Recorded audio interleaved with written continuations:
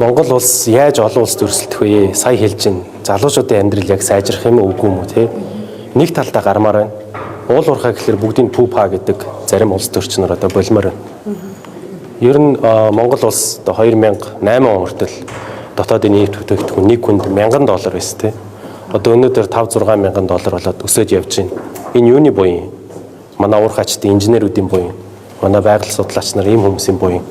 Бүгдээрээ л нийлж хамтдаа энэ улсыг сайжруулах амьдралаа дээшлүүлэх гэж явж байна те.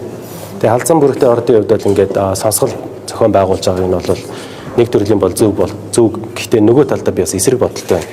Одоо ингээд төсөл болгоныг их хурал дээр орж хэлцдэг болох юм уу? Салбарын яам нь ажиллаа хийдэггүй юм уу? Улсын хурал бол хууль тогтоох байгууллага бодлогоо гаргаад чиглэлээ барайл явна.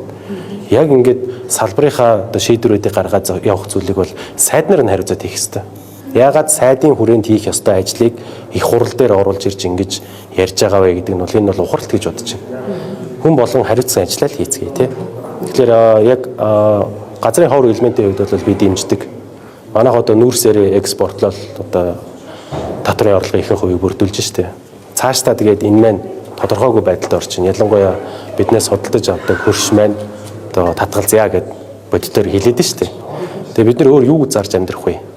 Нөгөө талдаа бид нар алт, уран, газрын ховор элемент гэсэн бусад боломж болцоо юу байгаа? Тэрнийгээ судлаад тэнцэнэ зөв шийдвэр гаргаад экспортоо сайжруулах хэрэгтэй.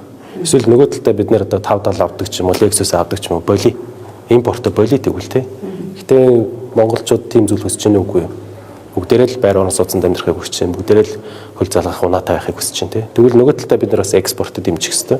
Юугаар дэмжих юм бид нар? Тэр шийдвэрээ гаргах хэрэгтэй. Тэгэхээр ингээд альва нэг асуудлуудыг ярихлаар шинжлэх ухаанч бус хандаад байна. Эдийн засгийн нөлөөг нь бас бодохгүй байна. Яг хөө мэдээж эсэргүүцэж байгаа хүмүүс бол байгааг нь ойлгож байна. Тэдний саналыг нь одоо би бол хүндэлж байна.